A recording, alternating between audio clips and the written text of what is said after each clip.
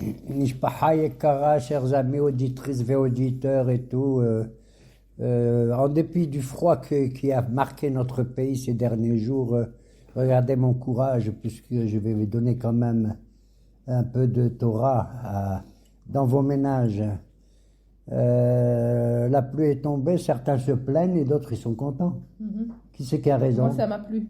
Tout à fait. La pluie, ça doit plaire à tout le monde, ça m'a plu également. Baruch Hashem, comme dit ma fille, ici Déborah, Vatachar Déborah. Je vais vous dire que la pluie, c'est de loin beaucoup plus important qu'on peut imaginer. Pourquoi je le dis? La semaine passée, c'était la paracha de Béchalah. Tout le monde était content, tout ça, dans le désert, ils avaient faim. Devine qu'est-ce qu'il fait Moshe Rabbeinu? Il envoie la manne qui tombe du ciel, Manou. Ils envoient la manne, d'accord? Et la pluie qui sort du rocher. Eh bien, nous, on dit quoi? Il envoie la manne et à nous, il n'envoie pas la manne. C'est pas normal. On veut un miracle pareil. Incroyable. Moraï Verabotaï. Vous vous regardez même pas avec des yeux intelligents. À Kadosh Baruch Hu, quand il envoie la pluie, c'est plus important que la manne. Nachon? Pourquoi? Parce que la pluie, elle descend du ciel, elle tombe sur la terre, et c'est elle qui fait germer tous nos graines de blé, d'orge et tous nos fruits et tous nos arbres, qui nous donnent à manger. Vous avez compris? Elle ne le fait pas directement, le pain, il tombe directement, la manne, elle tombe directement. B'seder? Mais elle nous montre comment la création d'Akadosh Baruch Hu est telle que progressivement les choses se font merveilleusement dans la délicatesse, dans le secret le plus grand. Quand la pluie tombe, tu appelles ça comment en hébreu? Geshem. C'est Gashmi, c'est quoi? Matériel. Nachon? Mais en vérité, avant qu'elle ait Geshem, la pluie s'appelle en hébreu Matar. Waouh! Matar, c'est le mot qu'on emploie quand elle est bien en haut, quand elle est attachée véritablement aux forces les plus importantes au-dessus de la nature. Donc on doit remercier Akadosh Baruch Hu quand il envoie la pluie. D'ailleurs on le fait tout le temps, même en été, je vais vous dire la vérité. Quand tu fais la Hamida, qu'est-ce que tu dis? Mashiv Haruach ou Morida Geshem. Ah bon? Encore c'est important, c'est la pluie. Vraiment, tu mets l'accent sur la pluie dans la deuxième bracha de la Hamida. Nachon, après Magen Avraham? Bien sûr. Encore c'est important la pluie. Bon, d'accord, elle te donne à manger, elle te donne du blé, elle te donne tout ça.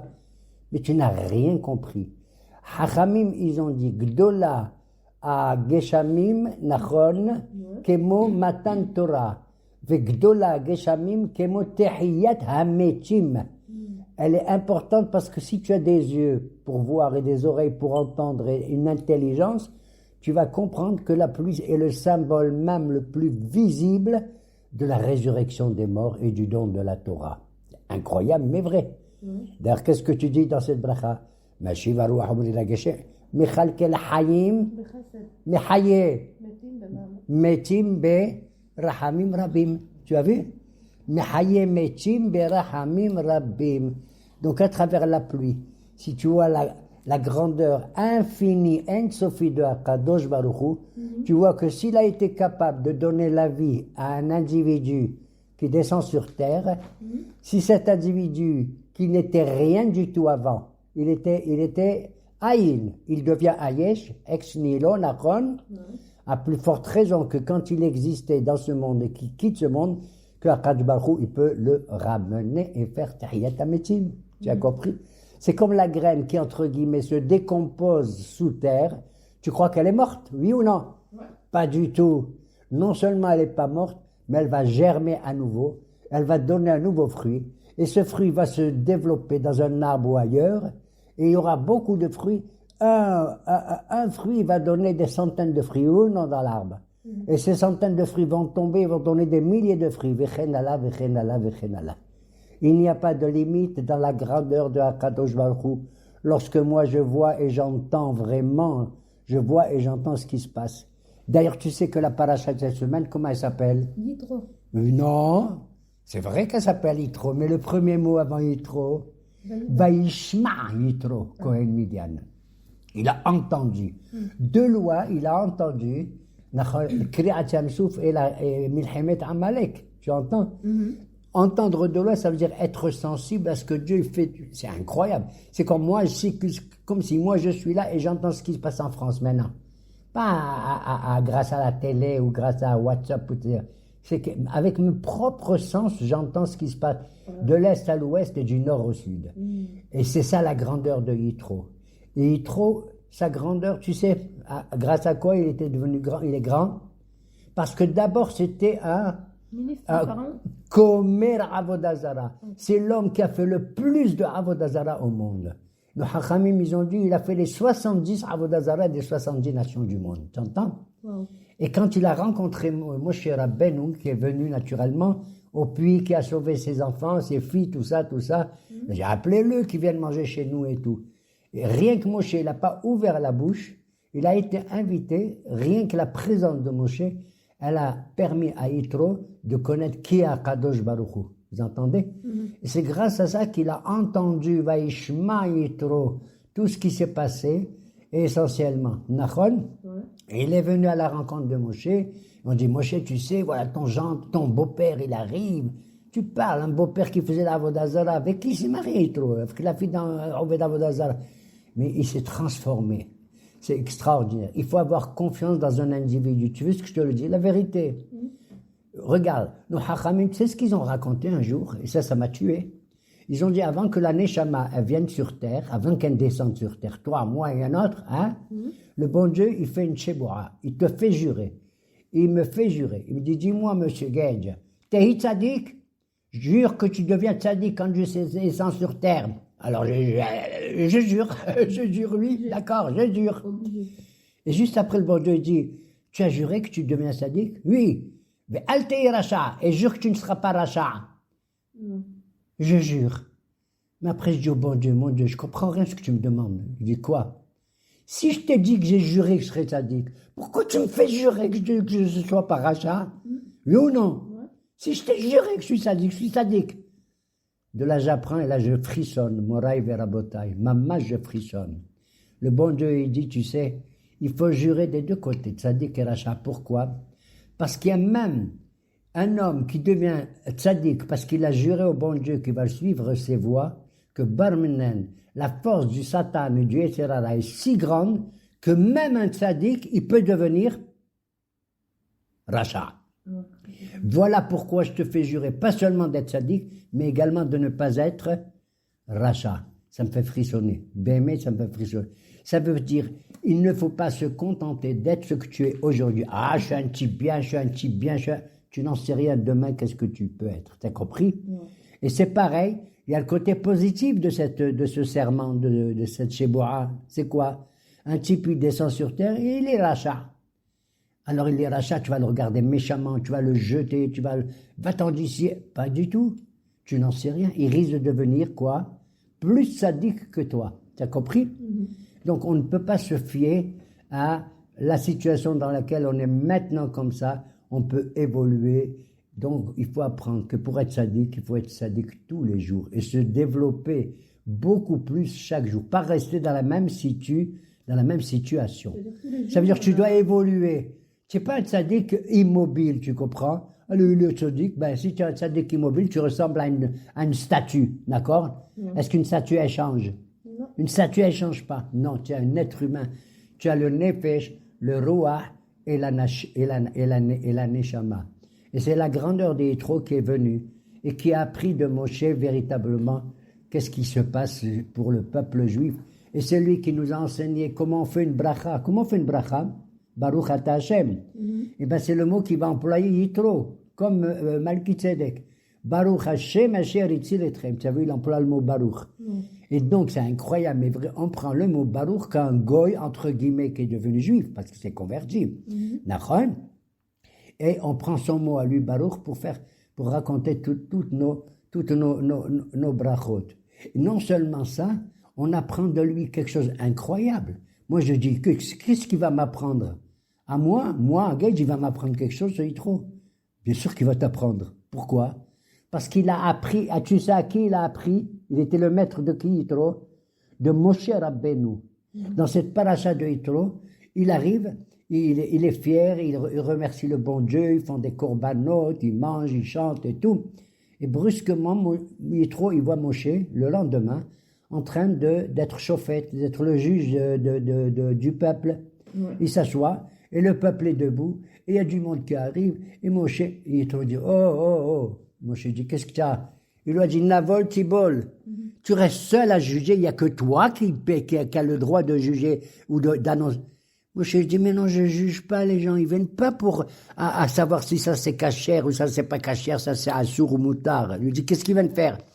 Ils viennent simplement me demander, est-ce que le bon Dieu il te parle? Ils veulent savoir si le bon Dieu il parle. Je leur ai dit, mais bien sûr, il parle tous les jours. D'accord?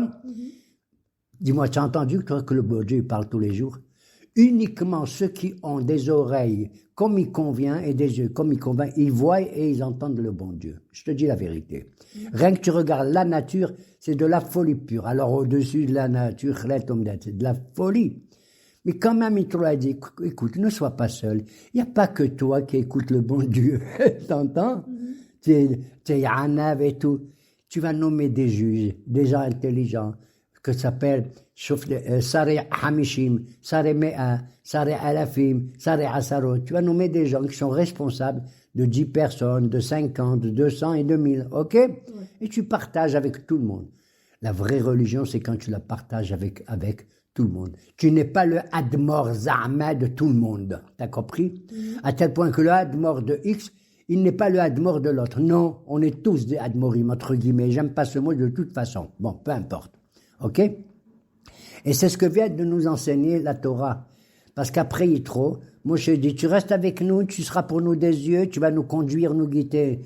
Yitro, quelle humilité. Il a dit, non, je retourne dans mon pays. Je préfère convertir les Midianites, qui est mon peuple, plutôt que de rester avec vous, parce que, Baruch Hashem, vous êtes toujours proche de Dieu. Mais moi, je veux transmettre la civilisation et le judaïsme à mon peuple aussi. C'est merveilleux, tu comprends? Et il a abandonné Moshe, Nachon.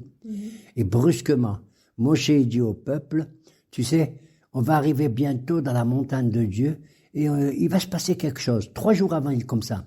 Ils sont arrivés dans une région qui s'appelle Mara, et là-bas, il a écrit Sam, Sham, Lohokum, Shvat, Sam, Insao. Il a commencé à leur donner un peu de moralité, de leur dire, tu sais quoi? Avant de recevoir la Torah, là, alors là, je vais exploser. Tu entends, ma fille? Oui. Qu'est-ce qui est important? La Torah? Non. Oui. Non. Oui.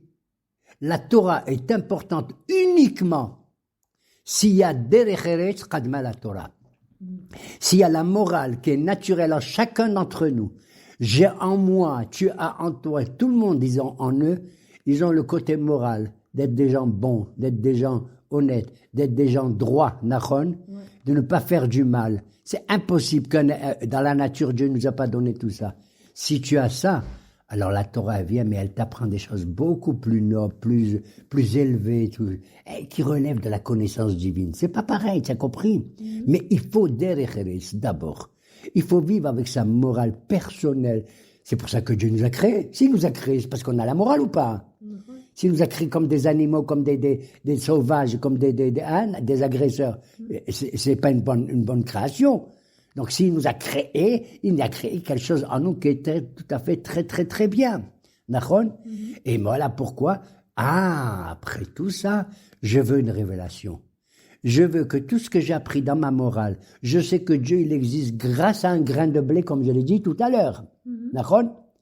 Mais je veux le voir et je veux l'entendre.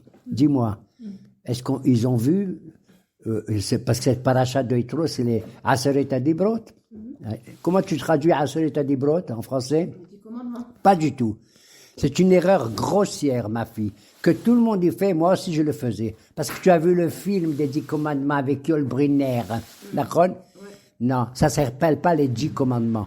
La vraie traduction, c'est Aseret Adibrot, les 10 paroles. T'as compris? Parce que dans les 10 paroles que Dieu va nous donner, il y a 14 commandements, 14 mitzvot, si tu les comptes. Voilà, je te le dis. Oui, je vous informe, oui, il y a 14. Il n'y a pas que je suis l'Éternel et tu n'auras pas d'autre Dieu. Il y a encore d'autres mitzvot. Il y en a 4 de plus. Tu ne feras pas de statue, tu ne te prosterneras pas à eux, etc. Nachon? Il y a 14 mitzvot, mamash. 14 mitzvot. Alors, lorsque l'Éternel, Moshe, il les prépare 3 jours avant. Parce que dans la Torah et dans la Bible en général, lorsque tu veux prévoir un événement, accorde-leur le temps de réfléchir un petit peu, tu comprends, de se préparer. Le chiffre 3, les 3 jours, c'est toujours une étape que tu attends pour te préparer pour un événement grandiose. Tu entends? Pour un événement grandiose, Shloshet Yamim, on le voit dans beaucoup d'événements. C'est au bout de 3 jours. Donc, au mois de, comment il s'appelle, au mois de Sivan est arrivé, tu vois, le 3e mois en plus. Nissan Iyar Sivan. Kadosh Baruch Hu, il va parler. L'Arabie, elle va la parler. Comment il parle, le bon Dieu? Il se passe, tu sais comment il parle? Mais c'est écrit. Vechol ha'am ro'im et hakolot.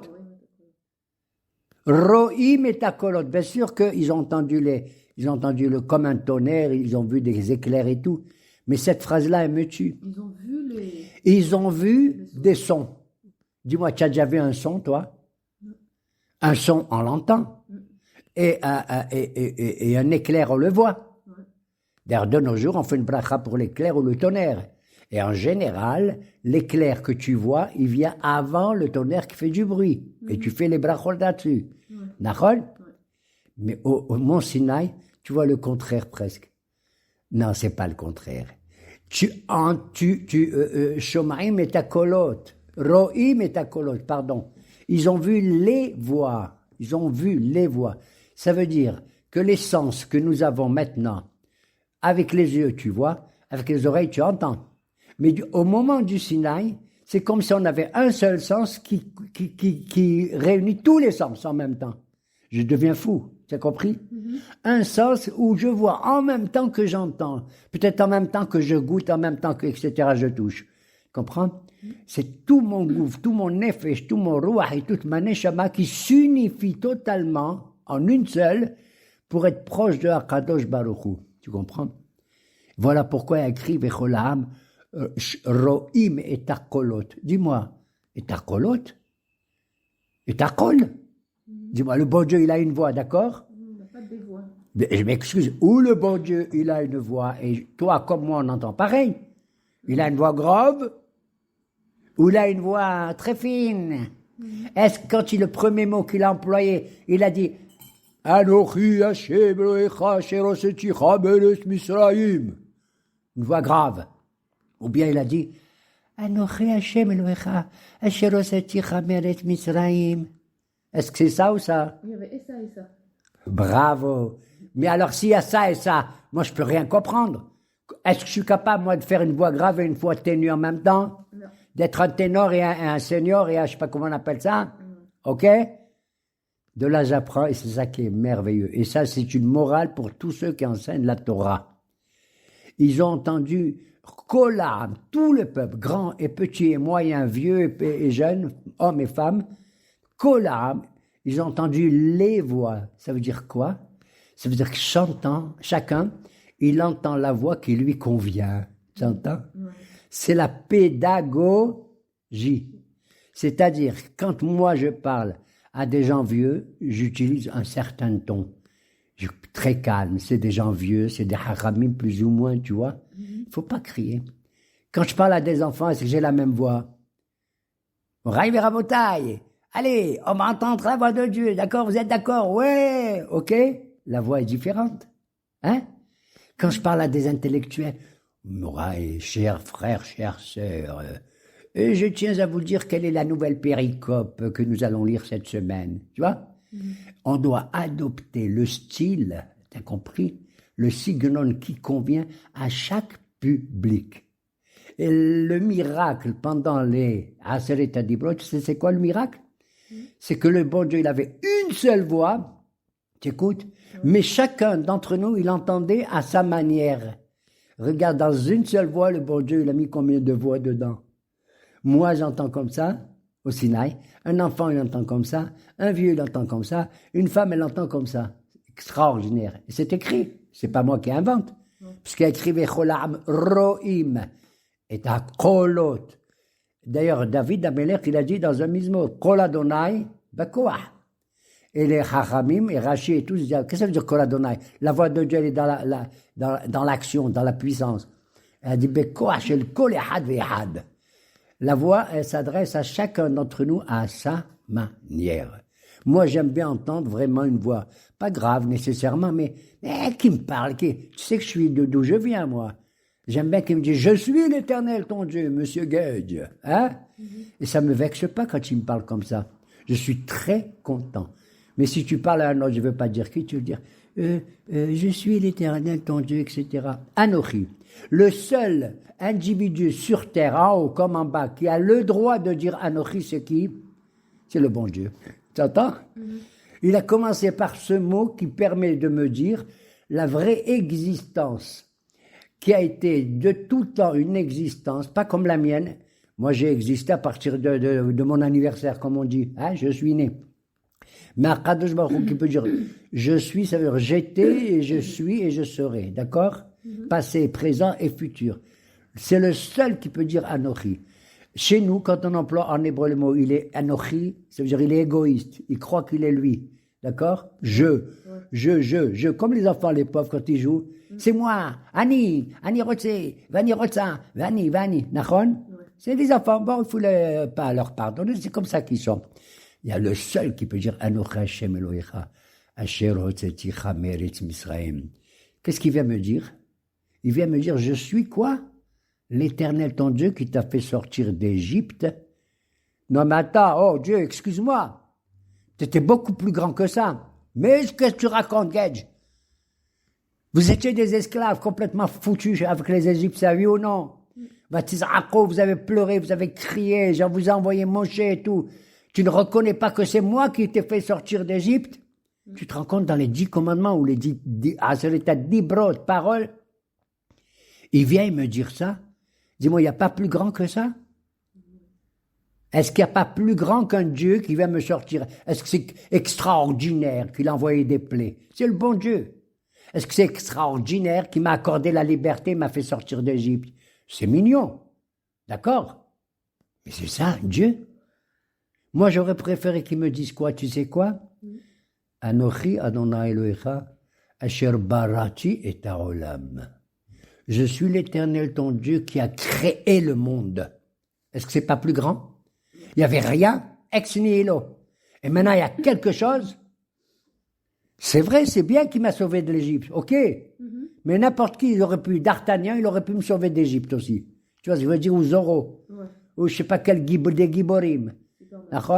Ou Superman. Ou bien, on achète des glaives et des comme il a dit Rashi, Hamushim Yatsu. Et on tue les Égyptiens, on sort. Pourquoi il vient me dire ça?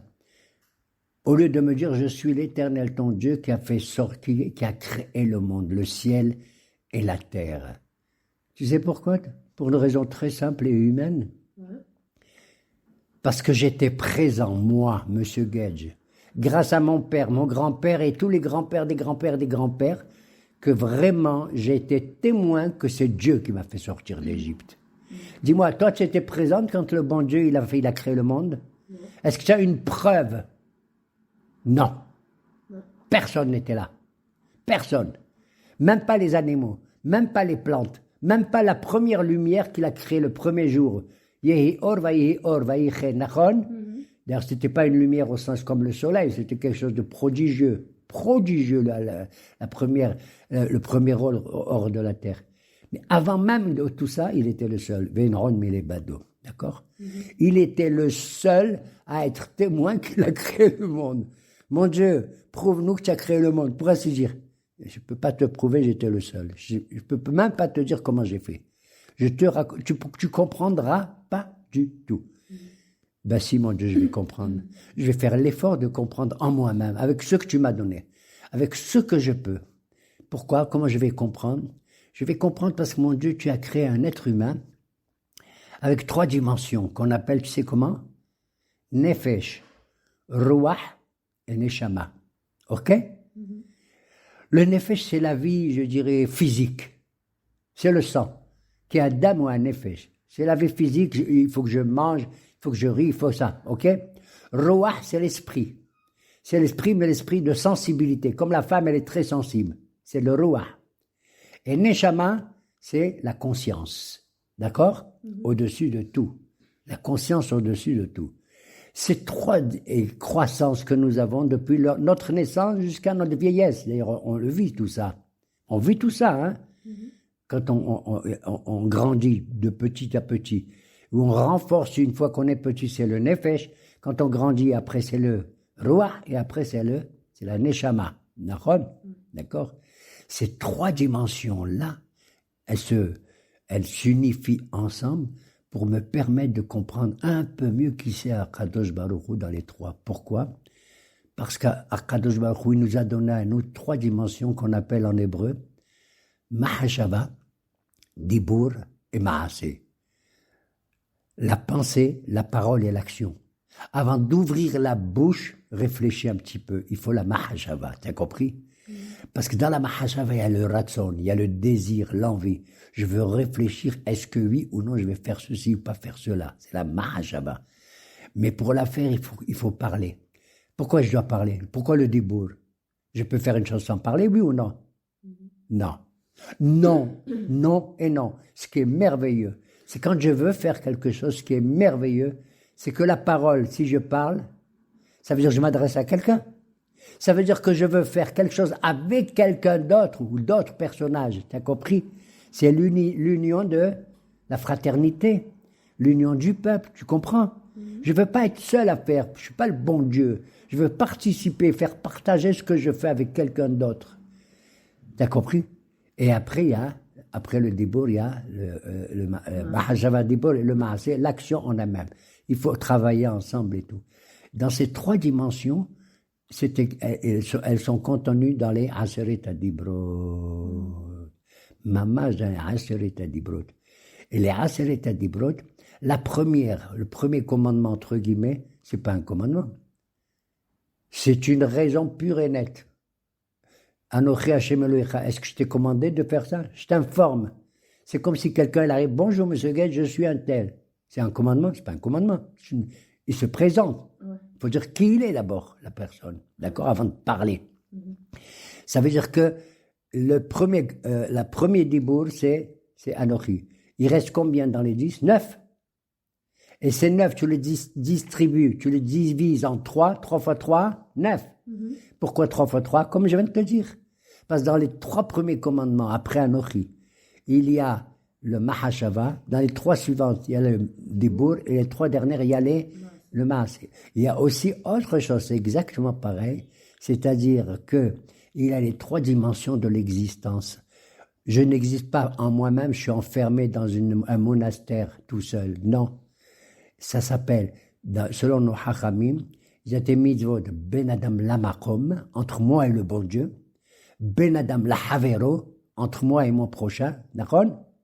Et la troisième, c'est Ben Adam Le'atzmo, l'homme vis-à-vis de lui-même, tu as compris? Et c'est ça qui est merveilleux, cette ouverture dans les 3 dimensions que nous trouvons, dans les 9 commandements que Dieu nous a donnés. Après Anochi, tu as Lo Yelecha Elohim Acherim, et tu as Lotissa et Shem Elohim. Tu ne prononceras pas le nom de Dieu en vain. Et il y a le Zachor et Tzoma Shabbat.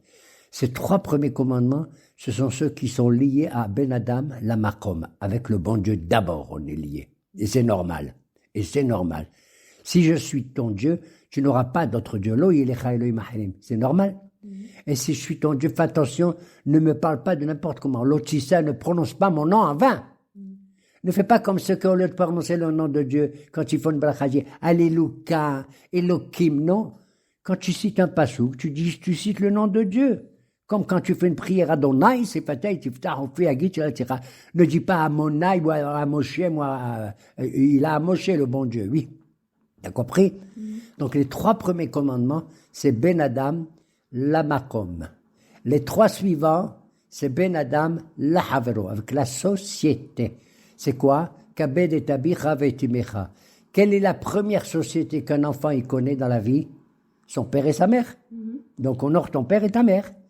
Après, quelle est l'autre société? C'est l'autre. Même si l'autre il est plus riche, plus intelligent, plus que toi, barmenan lotirsah.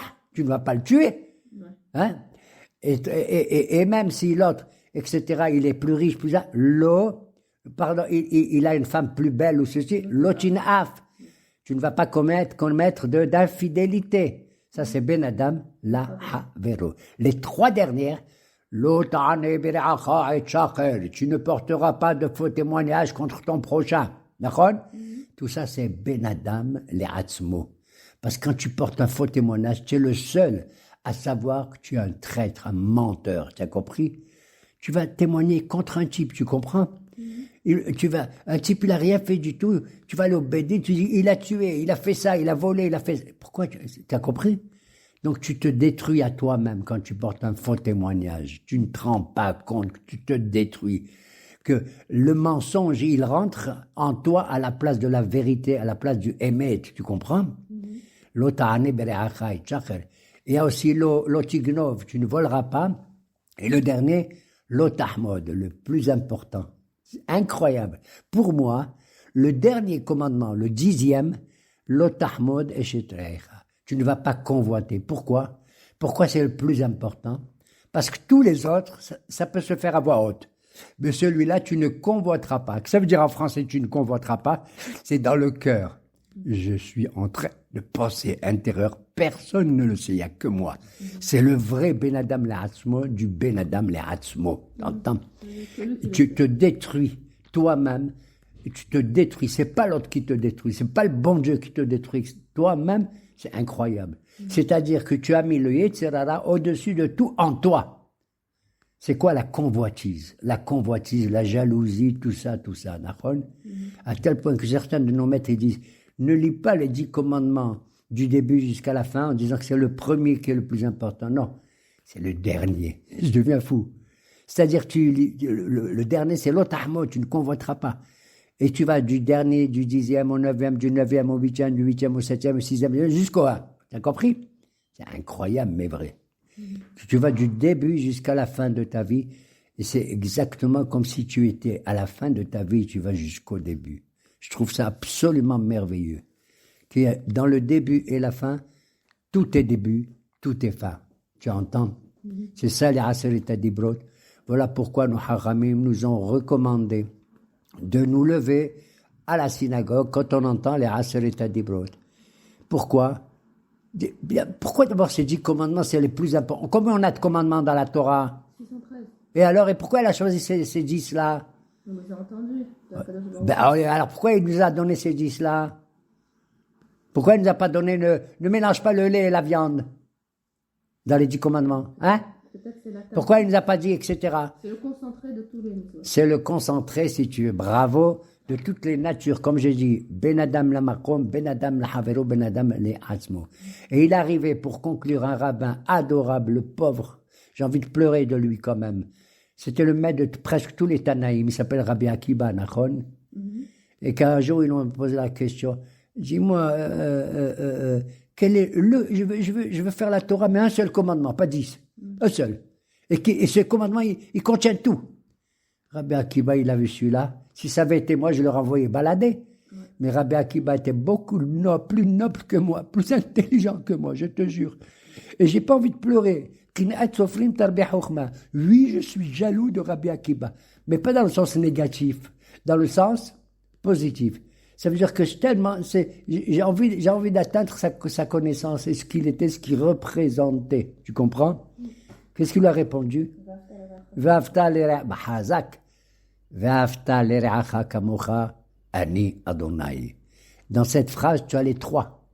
V'afta l'ere'acha, c'est Ben Adam, la Havero. Kamocha, c'est Ben Adam, le Atzmo. Ani Adonai, c'est Ben Adam, la Kadosh Baruch Hu, la Makom. Voilà, Moraï Verabotai. Et Rasson qu'on reçoit tous avec la voix qu'on souhaite les uns et les autres. Que celui qui vient de l'Est, de l'Ouest, qu'il soit Sfarad ou Ashkenaz, peu importe, ok, qu'on reçoit tous dans l'unité totale la voix de Akadosh Baruch Hu, et que cette voix, Shober Arazim, qui va casser les cèdres, et qu'elle est capable de défendre notre pays et notre peuple véritablement contre tous les dégâts qui se font actuellement. Et qu'Akadosh Baruch Hu transforme le cœur, pas seulement d'Israël, dans l'amélioration, mais également celle de toutes les nations qui viendront vers Yerushalayim pour vénérer l'Éternel. Amen. Ken Yehi Ratzon.